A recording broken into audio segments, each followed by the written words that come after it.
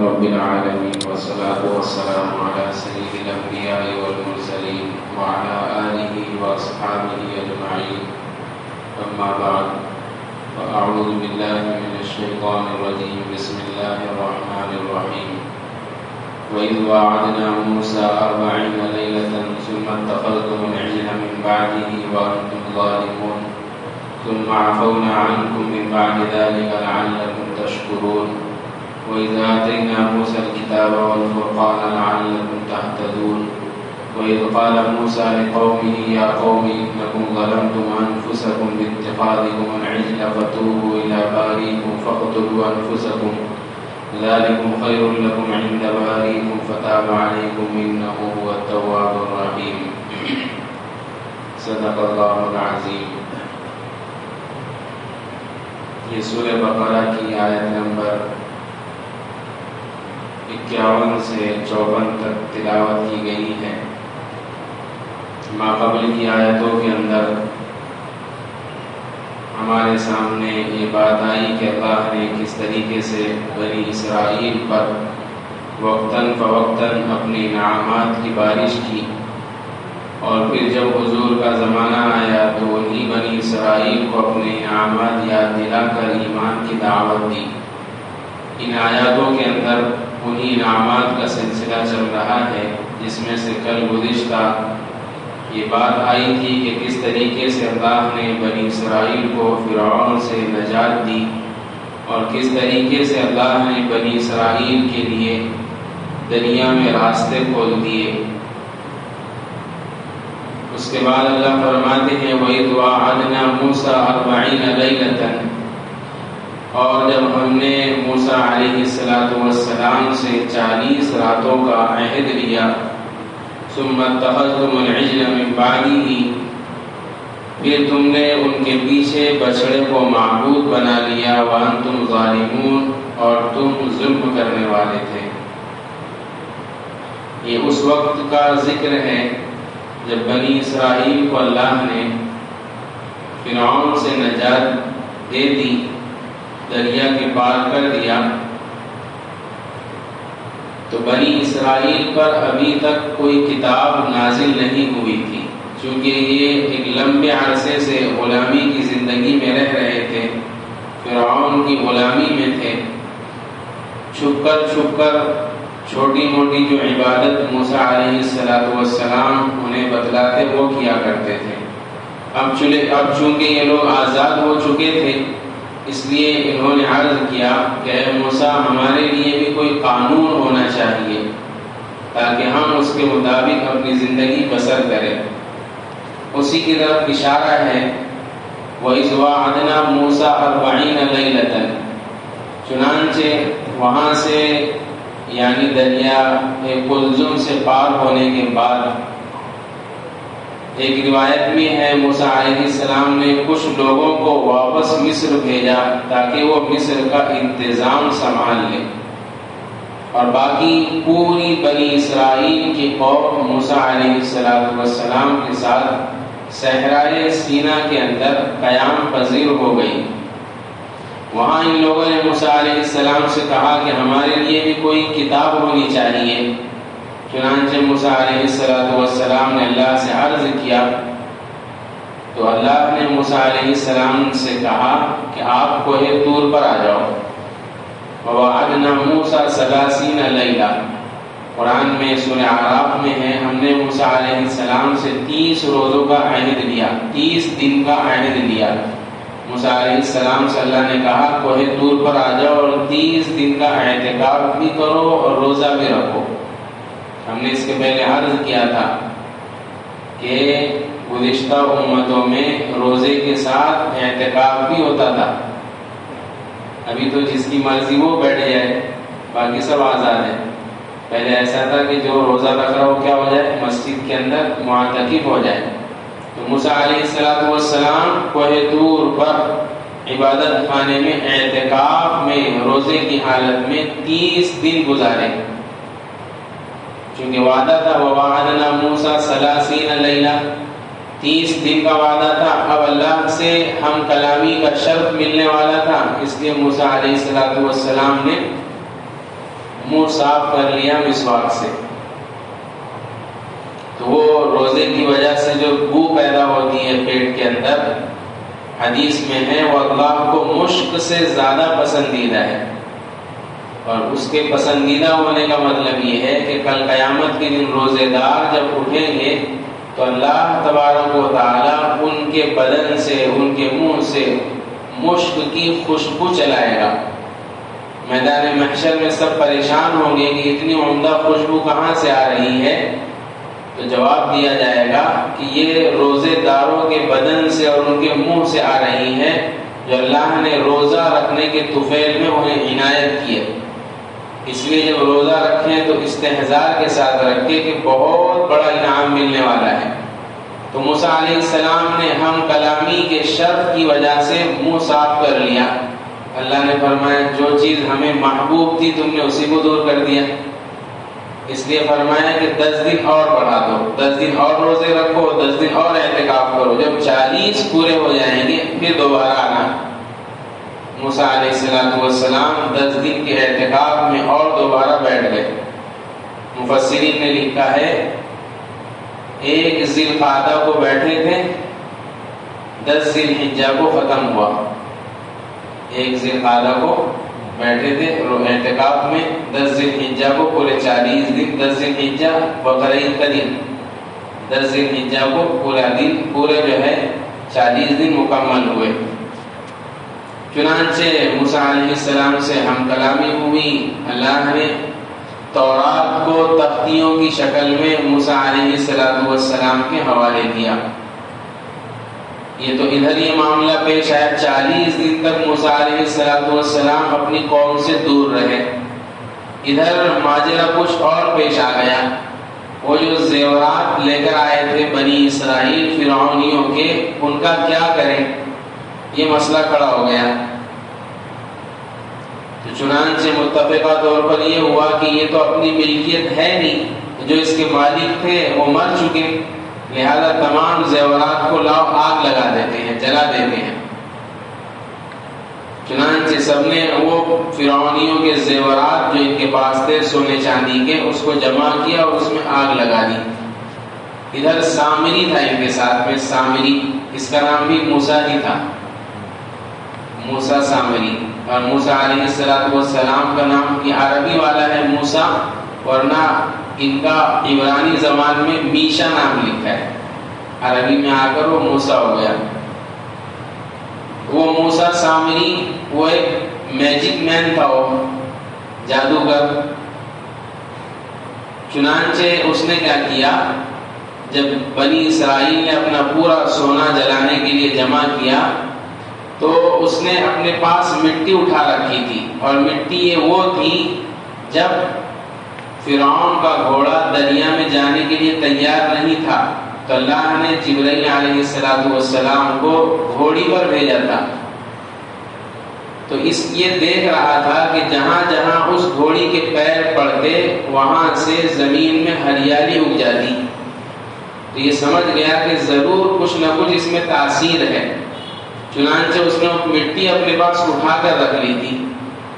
موسیٰ علیہ السلام تو کوہ طور پر ہے 40 دن کے اعتکاف میں، ادھر بنی اسرائیل میں یہ سارا ماجرا ہو رہا۔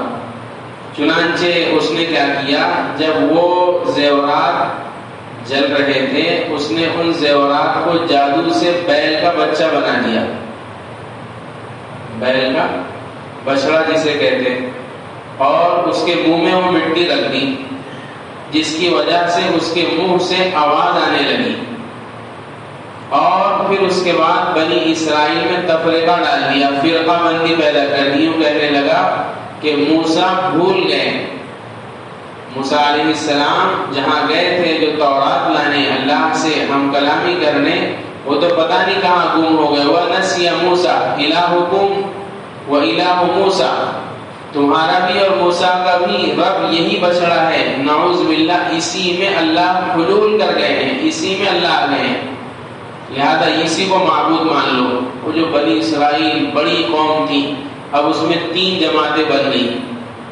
ہارون علیہ السلام نائب تھے موسیٰ علیہ السلام کے، وہ منع کرنے لگے کہنے لگے کہ یہ صحیح نہیں ہے، آپ لوگ بالکل غلط کام کر رہے ہو۔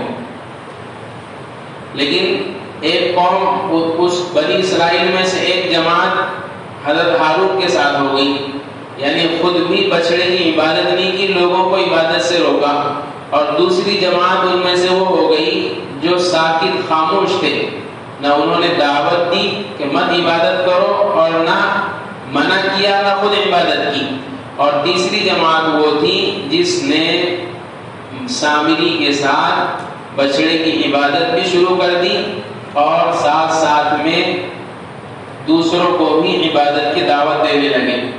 قرآن میں اللہ نے سورہ طٰہٰ کے اندر اس کو ذکر کیا ہے، افلا يرون الا يرجع اليهم قولا، اللہ فرماتے ہیں کہ بنی اسرائیل کو اتنی عقل نہیں کہ جس بچڑے سے آواز آ رہی ہے اگر یہ اس سے کلام کرے تو ان کے کلام کا کوئی جواب نہیں دیں گے، یعنی اگر اس سے پوچھیں بیل کے بچے سے خیریت ہے تمہاری تو کچھ بھی نہیں جواب دے گا۔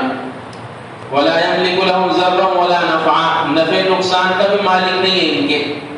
وہاں تو فرعون کی عبادت سے موسیٰ علیہ السلام بنی اسرائیل کو روک رہے تھے کہ فرعون تمہارا معبود نہیں ہے، حالانکہ فرعون میں تو کچھ نہ کچھ حد تک نفع نقصان کی ملکیت موجود تھی، لیکن بیل میں کچھ بھی نہیں، بلکہ بیل جو ہے، بیل یہ ضرب المثل ہے حماقت کے اندر، یعنی جب آدمی کو بے وقوفی کی مثال دینا ہوتی ہے تو بیل سے دیتے، بولتے کہ بیل کہیں کے کیا مطلب، کہنے تو تب دماغ نہیں ہے، اور کبھی کبھی غصہ آ گیا تو بولتے بیل کے بچے، یعنی بیل کے بچے میں وہ بچہ رہتا نا، اس لیے اس کا دماغ اور کم رہتا، تو یہ ضرب المثل ہے، عام ہے، لوگ مثال دیتے ہیں بیل سے پاگل بنے کو، بے وقوفی کو۔ تو اللہ فرما رہے کہ فرعون میں تو کچھ حد تک نفع نقصان کی ملکیت موجود تھی، جس کو تم نے اپنا معبود بنایا بیل کے بچے کو، اس میں تو کچھ بھی نہیں ہے، اس کو کیسے معبود بنا لے، تمہارا دماغ کتنا خراب ہو گیا۔ ادھر ہارون علیہ السلام روکتے تھے ان کو، وَلَقَدْ قَالَ لَهُمْ هَارُونُ مِنْ قَبْلُ يَا قَوْمِ إِنَّمَا فُتِنْتُمْ بِهِ وَإِنَّ رَبَّكُمُ الرَّحْمَنُ فَاتَّبِعُونِي وَأَطِيعُوا أَمْرِي۔ ہارون علیہ السلام کہتے تمہارا رب رحمان ہے، میری اتباع کرو، میرے حکم کو مانو، لیکن وہ لوگ کہنے لگے لن نبرح علیہ عاکفین حتی یرجع الینا موسیٰ، جب تک موسیٰ لوٹ کر ہمارے پاس نہیں آ جاتے ہم تو اسی کی عبادت کرتے رہیں گے۔ چنانچہ ادھر موسیٰ علیہ السلام کو تورات ملی اور ساتھ میں اللہ نے یہ بھی بتلا دیا کہ موسیٰ تمہاری قوم میں تفریقہ پڑ گیا ہے، تمہاری آدھی قوم گمراہ ہو گئی ہے۔ یہ سننا تھا کہ موسیٰ علیہ السلام جلال میں آ گئے، جب لوٹ کر قوم کے پاس آئے تو دیکھا واقعی حال خراب ہے بالکل، وہ قوم جس کو بڑی مشکلوں سے نجات دلائی تھی وہ مشرک بن گئی۔ چنانچہ سب سے پہلے حضرت ہارون علیہ السلام پر غصہ ہوئے کہ میرے بعد تم نے قوم کا خیال نہیں رکھا، یہ کیسے مشرک بن گئی۔ ہارون علیہ السلام نے اپنا عذر بیان کیا، یا ہارون ما منعک اذ رأیتهم ضلوا الا تتبعنی افعصیت امری قال یا ابن ام لا تأخذ بلحیتی ولا برأسی۔ روایت میں ہے کہ حضرت موسیٰ چھوٹے تھے، حضرت ہارون بڑے تھے، لیکن غصہ اتنا آیا کہ بڑے بھائی کی داڑھی اور سر پکڑ لیا تھا۔ اتنی بڑی قوم کو اتنے بھیانک گناہ کے اندر کیسے ملوث ہو گئی۔ تو چنانچہ حضرت ہارون علیہ السلام نے فرمایا انی خشیت ان تقول فرقت بین بنی اسرائیل ولم ترقب قولی، مجھے ڈر ہوا کہ آپ کہیں گے کہ آپ نے بنی اسرائیل کے درمیان میں تفرقہ ڈال دیا، اس لیے میں نے بس سمجھانے کے حد تک کام لیا۔ چنانچہ موسیٰ علیہ السلام لوٹے، قرآن کے ثم اتخذتم العجل من بعده وانتم ظالمون، اپنی جانوں پر ظلم کرتے ہوئے تم نے بچڑے کو معبود بنا لیا تھا۔ یہ تو واقعہ پیش آیا بنی اسرائیل کا۔ اس میں چند باتیں ہیں۔ نمبر 1، موسیٰ علیہ السلام سے اللہ نے 40 روز کا وعدہ دیا، 40 لیلہ ہے قرآن کے اندر، آپ پڑھیں گے تو دیکھیں گے 40 لیلہ، حالانکہ 40 راتیں اس وقت تک مکمل نہیں ہو سکتی جب تک اس میں 40 دن نہ ہو، لیکن اللہ نے دن نہیں کہا۔ اب ہم نے جو واقعہ وہاں روک دیا، وہ واقعہ بتلا دیے، اس کے بعد اس سے کیا سبق ملا اس کو اخیر میں عرض کریں گے۔ 40 لیلہ پر عرض کریں گے پہلے۔ 40 لیلہ، اللہ نے فرمایا 40 40 کے عدد کو شریعت اسلام کے اندر بڑی اہمیت حاصل ہے، بڑی اہمیت حاصل ہے، ترقی اور عروج یہ اس کو بھی 40 کے عدد میں بڑی اہمیت ہے۔ چنانچہ آج جو پارہ پڑھا گیا هو الذی خلقکم من تراب ثم من نطفۃ ثم من علقۃ، علماء نے لکھا ہے کہ ماں کے پیٹ میں جب بچے کی پرورش کی ابتدا ہوتی ہے تو نطفے سے وہ گوشت کا ٹکڑا بنتا ہے 40 دن کے اندر، پھر اس کے بعد مضغہ، پھر اس کے بعد علقہ، پھر اس کے بعد مضغہ، تو 40 جب 120 دن ہو جاتے ہیں تب اس میں روح پھونک دی جاتی ہے۔ روح الگ چیز رہتی ہے۔ ایک مرتبہ میں نے کہیں عرض کیا تو کوئی صاحب جو ڈاکٹری لائن میں ماہر ہے وہ کہنے لگے کہ وہ رپورٹ وغیرہ جو آتی اس میں تو 120 دن سے پہلے ہی بتا دیتے کہ ہمارا ٹھہر گیا کر کے، تو کیسے معلوم پڑ جاتا بچہ ہے کہ نہیں؟ روح الگ چیز ہے، اور وہ سسٹم جو ہے اس میں حرکت کا آنا وہ الگ چیز ہے۔ اس کی مثال ایسی ہے جیسے ہم نے کبھی جانور ذبح کیا، آپ نے سب نے کیا ہوگا ماشاءاللہ، تو جانور پر ذبح جب چھری کرتے ہیں تو اس کے بدن سے 4 رگیں کٹنے کے بعد روح نکل جاتی، لیکن اس کے باوجود بھگونے میں گوشت پڑا ہوا ہے اور ہل رہا، دیکھیں کہ نہیں دیکھیں؟ کیوں ہل رہا ہو؟ کیا اس میں روح ہے؟ نہیں، اس میں روح نہیں۔ تو ایسے ہی 40 دن سے پہلے جو رپورٹ میں معلوم پڑ جاتا ہے کہ وہ بچہ حمل قرار پا گیا ہے، وہ روح کی وجہ سے نہیں ہے، وہ کسی اور وجہ سے۔ 40 جب 120 دن مکمل ہو جاتے ہیں تب فرشتہ آ کر بچے کے اندر روح پھونکتا ہے۔ تو 40 کے عدد کو خاص اہمیت، چنانچہ اور دوسری روایتوں میں ہے، ایک روایت میں ہے کہ جو بندہ 40 دن اخلاص کے ساتھ عمل کرتا ہے، اللہ تبارک و تعالی اس کے دل میں جو حکمت ہے اس کو اس بندے کے زبان پر جاری کر دیتے۔ حکمت اسلام کے اندر بڑی عظیم شے ہے۔ وَلَقَدْ آتَيْنَا لُقْمَانَ الْحِکْمَةَ، ہم نے لقمان کو حکمت عطا کی۔ ایک روایت میں ہے کہ لقمان علیہ السلام تھے، اور ایک روایت میں ہے کہ نبی نہیں تھے، لیکن اللہ نے ان پر حکمت کو جاری کر دیا تھا۔ وَمَن يُؤْتِ الْحِکْمَةَ فَقَدْ أُوتِیَ خَيْرًا كَثِیرًا، قرآن کہتا ہے جسے حکمت دے دی گئی اسے خیر کثیر مل گیا۔ تو 40 دن جو اخلاص کے ساتھ عمل کرتا ہے، اللہ تبارک و تعالی اخلاص کے ساتھ 40 دن عمل، ہر عمل خالص اللہ کے لیے، تو اس کے دل میں جو حکمت ہے اللہ اس کو اس کی زبان پر جاری کر دیتے ہیں۔ ایک یہ فائدہ، اور ایک جو ہم سنتے رہتے ہیں 40 دن اخلاص کے ساتھ 5 وقت کی نماز تکبیر اولیٰ سے پڑھے گا، کیا ملے گا اس کو؟ 2 پروانے، جہنم سے بری ہونے کا، نفاق سے بری ہونے کا، جہنم سے آزاد، نفاق سے بری۔ یہ 40 کا عدد، اس میں بھی خاص اہمیت۔ پھر ایک واقعہ لکھا ہے، حضرت عمر رضی اللہ عنہ کے زمانے کے اندر عورتیں مسجدوں میں آیا کرتی تھی۔ ایک نوجوان نے ایک عورت کو دیکھا تو اس کا اس عورت پر دل آ گیا، اس نے عورت سے فرمائش کرنے لگا کہ میرا آپ سے ملاقات کو جی چاہتا ہے۔ تو عورت بھی بڑی دیندار تھی، اس نے کیس نہیں کیا، حضرت عمر سے شکایت نہیں کی، شوہر سے کچھ نہیں بولا، دیندار تھی، اور پہلے کے مسلمان تربیت کرنا جانتے تھے۔ ابھی تو تربیت خود کی نہیں ہوئی تو دوسروں کی کیسے کریں گے؟ تو تربیت کرنا جانتی تھی۔ اس عورت نے کہا کہ ٹھیک ہے، میرے سے تمہیں ملنا ہے، اپنی خواہش پوری کرنا ہے، کوئی بات نہیں، بس میری ایک آرزو، ایک تمنا ہے، ایک ڈیمانڈ ہے، وہ پوری کر دو۔ اس نے کہا ٹھیک ہے، بتاؤ کیا ہے؟ کہنے لگے حضرت عمر رضی اللہ عنہ کے پیچھے 40 دن تک تکبیر اولیٰ کے ساتھ نماز پڑھنا، امیر المؤمنین کے پیچھے۔ جب 40 دن پورے ہو جائیں گے 41ویں دن آنا، میرے سے ملاقات کر لینا، جو تمہاری خواہشیں پوری ہو جائے گی۔ نوجوان نے کہا بڑا آسان، میں تو سمجھ رہا تھا بولے کہ کچھ چاند توڑ کر لاؤ، سورج توڑ کر لاؤ۔ اس زمانے کی لڑکیاں لڑکے جو افیئر کرتے اس میں ایسے رہتا نا خرچہ۔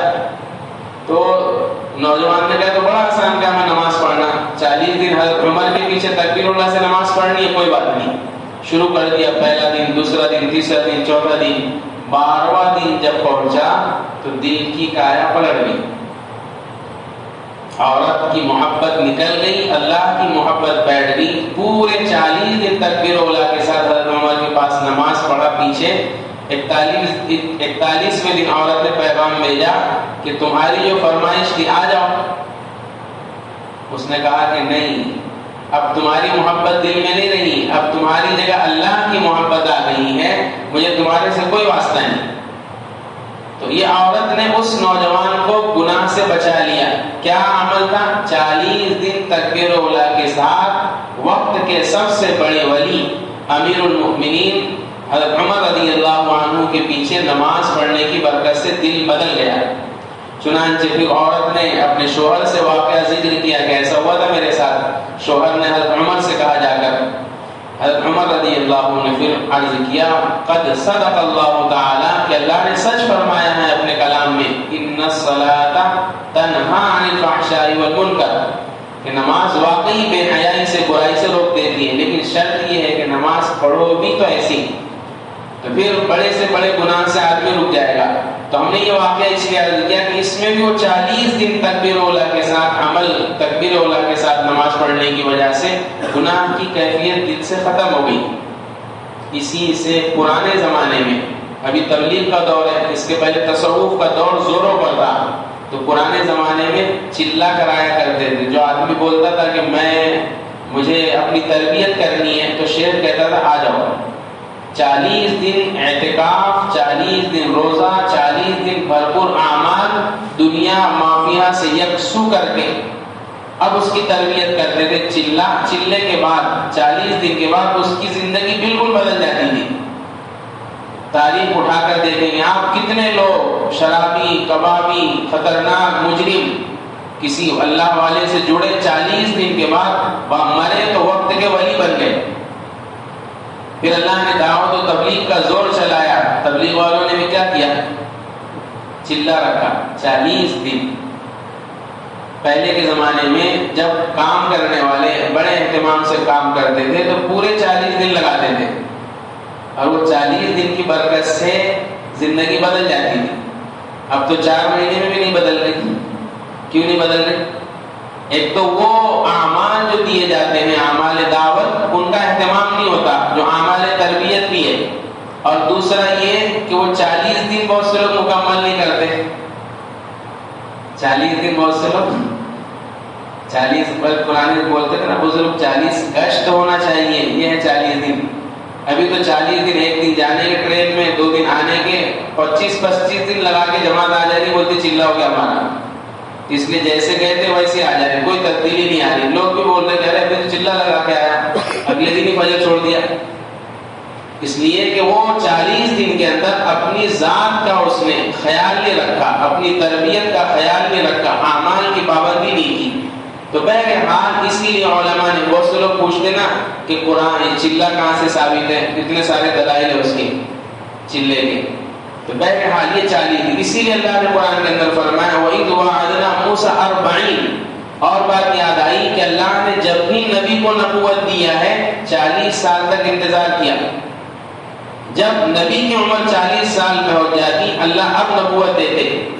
اس لیے مفسرین نے لکھا ہے انسان کی اصلی زندگی 40 سال ہی ہے، اس کے اوپر جو جی رہا ہے 40، وہاں سے تو ڈھلان شروع ہے، زوال۔ لیکن ہمارے یہاں جو زوال کی عمر شروع ہوتی، وہاں سے وہ سمجھتا ہے کہ اب کچھ کرنا ہے اپنے کو، اب بنگلہ بنانا ہے، گاڑی بنانا ہے، گاڑی لینا ہے، 40 کے بعد سوچتا۔ حالانکہ 40 کے بعد تو ڈھلان لگ گئی، 45 میں جاتا کہ 55 میں جاتا کہ 60 میں جاتا تو کب کی بات ہے۔ تو 40 تک یہ اصل عمر ہے، 40 کے بعد زوال ہے، انحطاط ہے انسان کی زندگی کا۔ اس لیے جب ہم کوئی عمل کریں تو 40 کا خیال رکھیں کہ 40 دن مکمل کریں۔ 40 لیلہ، اس کے بعد اللہ نے فرمایا لیلہ، 40 راتوں کا وعدہ لیا ہم نے موسیٰ علیہ السلام سے۔ یہاں پر بھی اللہ نے دن نہیں کہا، رات کہا۔ کیا کہا؟ رات۔ دن بھی اللہ نے بنایا، رات بھی اللہ نے بنائی۔ لیکن رات اللہ کو محبوب ہے بنسبت دن کے. رات کی عبادت میں مجاہدہ ہے، اور جس عبادت میں مجاہدہ ہوتا اس سے آدمی کی تربیت ہوتی ہے. ان ناشئۃ اللیل ہی اشد واقوم قیلا. قرآن کے اندر اللہ فرماتے ہیں رات کے اندر، رات کی عبادت یہ آدمی کے نفس کو روندتی ہے، کچلتی ہے. ہمارے ہم نے کئی مرتبہ عرض کیا مسلمانوں کا حال رات میں آ کر بگڑ گیا. جن لوگوں نے ترقی دیکھی، جن لوگوں نے دنیا فتح کی، ان کی راتیں وہ بنی ہوئی تھی. صحابہ کے بارے میں نا، اور رات کے کیا تھے؟ مسلح کے سوار تھے اور دن میں گھوڑ سوار تھے. ہم رات میں موبائل کے سوار ہیں، بغیر موبائل دیکھے نیند نہیں آتی.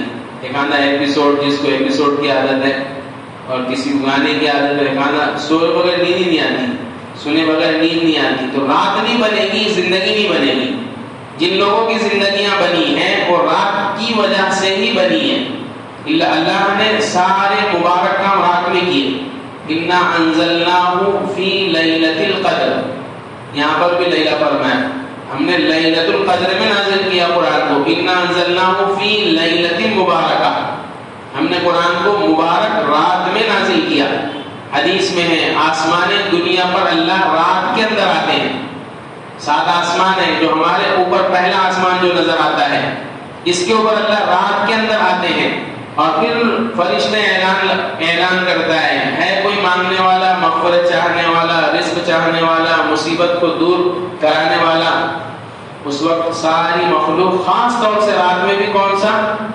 سحری کا وقت. عام دنوں کے اندر بھی اور رمضان میں بھی. لیکن ہم لوگ کب تک جاگتے معلوم؟ شیطان جگاتا بروبر 1 2 3.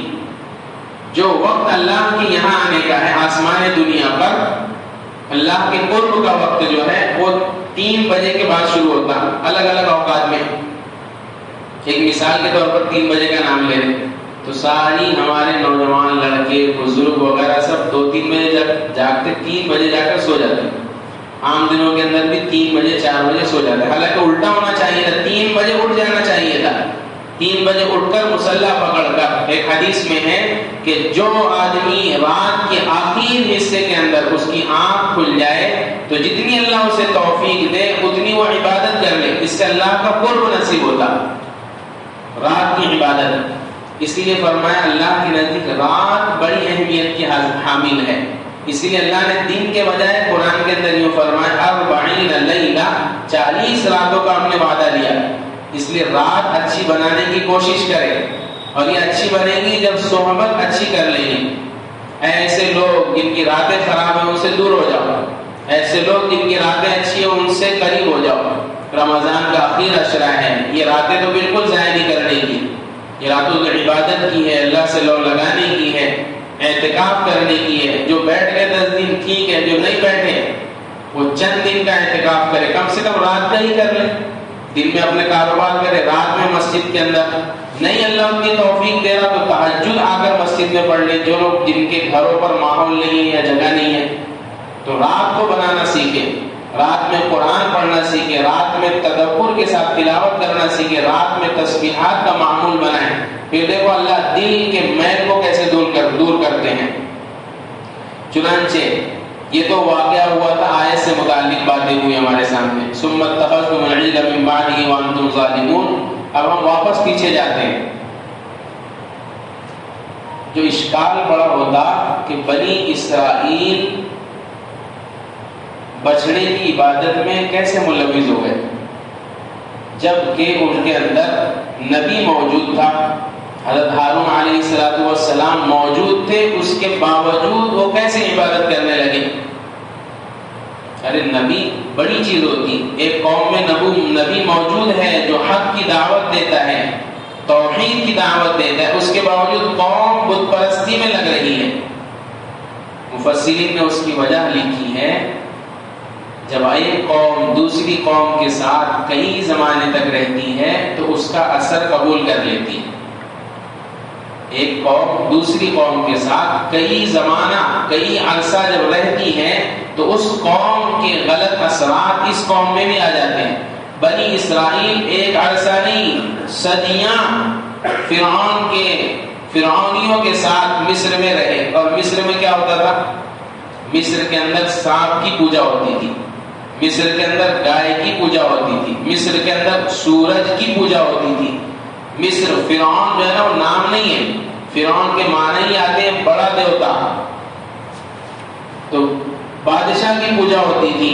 اب بنی اسرائیل مسلمان وہ غیروں میں رہ رہے ہیں، یعنی ان کے پڑوس میں کوئی سانپ کی پوجا کر رہا، کوئی سورج کی پوجا کر رہا، کوئی گائے کی پوجا کر رہا.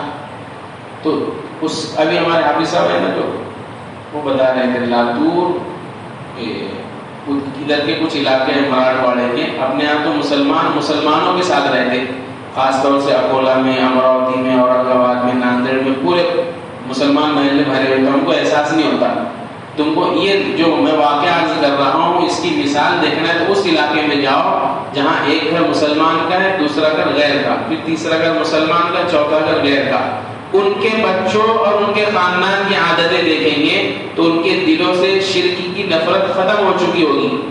اس لیے کہ غیروں کے 360 دنوں میں سے غالباً آدھے دن تہوار رہتے، یعنی آدھا سال تہوار رہتے. ہر تہوار میں تم کو مدعو کرتے، آؤ بچے دیکھ رہے. تو ہم سب عرض کر رہے تھے کہ جب بھی تہوار آتا تو مسلمان بھی ڈانڈیا وہ بھی کھیلتے، اور گنپتی کے دن آئے تو گنپتی بھی اٹھاتے، بولتے کون سی بری بات ہے، ہمارے تو 2 ہی تہوار ہیں، ان کے تو بہت سارے تہوار، تو ہر چیز میں شامل ہو جاتے. وہ توحید کی محبت جو دل میں اور شرک کی جو نفرت ہے وہ ختم ہو جاتی. تو قومیں دوسروں کا اثر لینے لگتی ہیں. بنی اسرائیل فرعونیوں کے ساتھ رہتے رہتے ان کی عبادتوں کو دیکھ کر، ان کی پوجا پاٹ کو دیکھ کر اثر اپنے دل میں لیے ہوئی تھی. اس کو چنگاری دیا سامری نے، اس کو چنگاری سامری نے کیا کیا؟ گائے بچڑا بنا. ایک روایت میں مفسرین فرماتے ہیں کہ وہ سامری جو تھا نا اصلاً وہ ہندوستان کا تھا، اور ہندوستان میں گائے کی پوجا پہلے سے ہوتے آتی، اس لیے اس نے کیا بنایا، وہ جو گائے کا بچہ بنایا تھا. گائے کے بچے کو یعنی گائے کا بچہ بولو یا بیل کا بچہ بولو، جو بیل سونے کا بیل تھا اور اس میں سے آواز اس کی عبادت. تو بہرحال اب کیا ہوا، تو یہ بات معلوم ہوئی کہ قوم دوسری قوم کا اثر لیتی ہے. اس لیے ہم جب رہیں کہیں تو مسلمانوں کے ساتھ رہیں، غیروں کے ساتھ خلط ملط نہ کریں، ورنہ اس کا اثر یہ ہوگا کہ توحید ڈگمگا جائے گی دل سے، اور اللہ کو شرک سب سے زیادہ ناپسند ہے، وہ صفت مسلمانوں میں آ جائے گی. دوسری بات کہ بچڑے کی عبادت قرآن نے جو عرض کیا ہے یہ ہمارے لیے سبق ہے. اس میں بچڑے کی عبادت جو قرآن نے عرض کیا ہے، مفسرین کہتے ہیں ہر قوم کسی نہ کسی چیز کی عبادت کرتی ہے جس کی وجہ سے مشرک کہلاتی. چنانچہ حدیث پاک میں نبی پاک صلی اللہ علیہ وسلم فرماتے ہیں تعیسیٰ عبد الدینار، تعیسیٰ عبد الدرہم، درہم کا بندہ، دینار کا بندہ ہلاک ہو، برباد ہو. یعنی وہ آدمی جو مال کی پوجا کرتا ہے وہ آدمی کیا ہو، ہلاک اور برباد ہو. یہ مال کی پوجا بھی اس زمانے میں ان لوگوں نے گائے کے بچے کی پوجا کی تھی، اس زمانے میں حضور کی امت مال کی پوجا کرتی، ایسے رکھ کر تو ہی پوجا کرتی سامنے، لیکن پھر اس کو بھی علماء نے اور آسان کیا ہے. جو چیز جو مال اللہ سے غافل کر رہا ہے وہ وہی اس کا طاغوت ہے اور وہی اس کا معبود ہے. وہ چیز یا وہ مال جو اللہ سے غافل کر رہا ہے، اللہ کی عبادت سے، اللہ کی وحدانیت سے، اللہ کے سامنے سر جھکانے سے.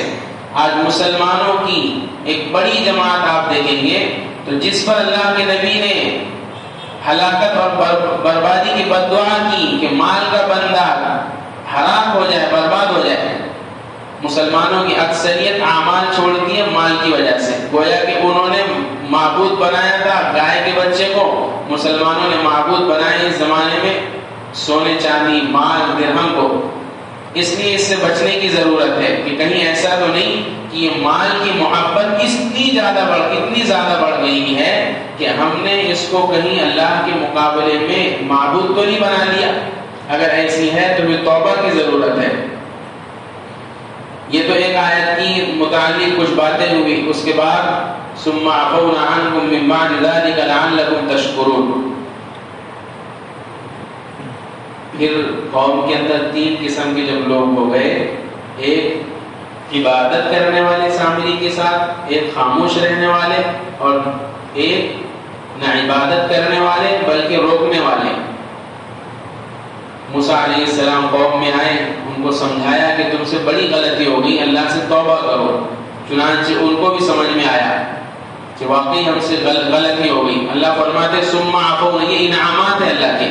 ہم شروع میں جو تذکرہ چل رہا تھا نا، ہم نے بنی اسرائیل پر کیا کیا انعام کیا، اس میں سے ایک انعام یہ ہے کہ ہم نے بنی اسرائیل کو تورات دی۔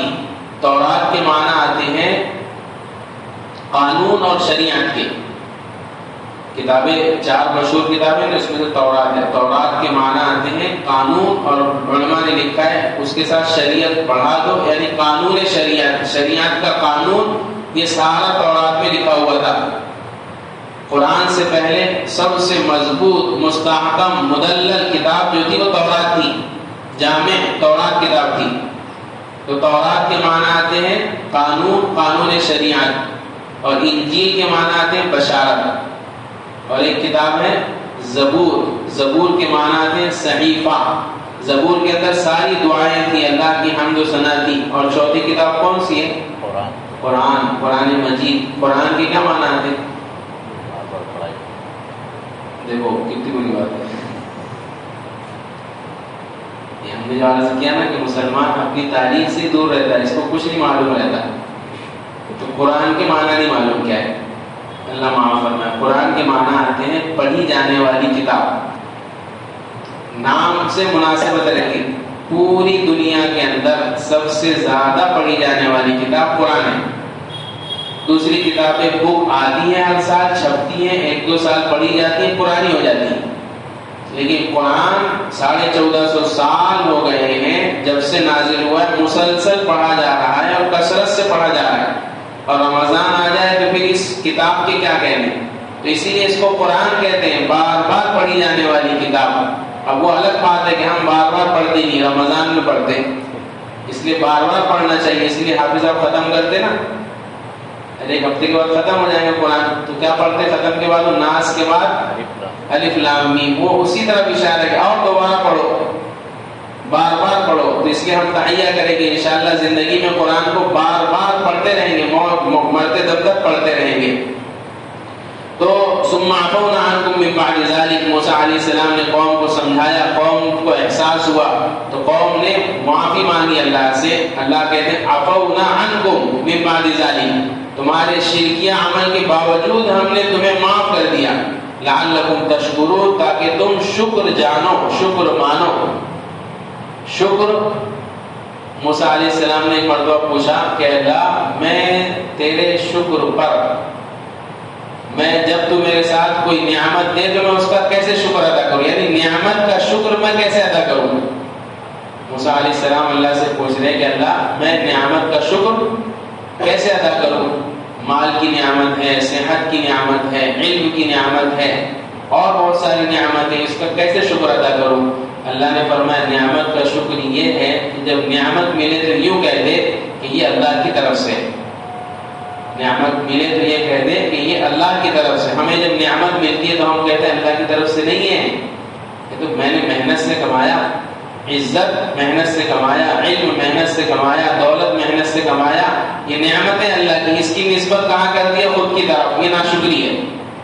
پھر کیا ہوتا؟ اللہ اس عزت کو مٹی میں ملا دیتے، اس علم کو مٹی میں ملا دیتے، ساری چیزیں چھین لیتے، کہیں کا نہیں رہتا۔ اسی لیے جتنی بھی نعمتیں ملے، مال کی، علم کی، عزت کی، شہرت کی، جو بھی نعمت ملے یوں کہہ دیں کہ یہ سب کس کی طرف سے ہے؟ اللہ کی طرف سے ہے، یہی نعمت کا شکر ہے۔ آج ہم یہی تک بات رکھتے ہیں، اس کے بعد جو آیتیں 2 تلاوت کی گئی تھی وہ لمبی ہو جائے گی، اس کی تفصیل انشاءاللہ کل آئندہ عرض کریں گے۔ اس لیے اللہ سے دعا ہے کہ اللہ تبارک و تعالی ہم سب کو توحید پرست بنائے اور چیزوں کی، اشیاء کی عبادت سے ہم سب کی حفاظت فرمائے۔ سبحان اللہ و بحمدہ، سبحان اللہ و بحمدہ، اشہد ان لا الہ الا انت، استغفرک، سبحان اللہ۔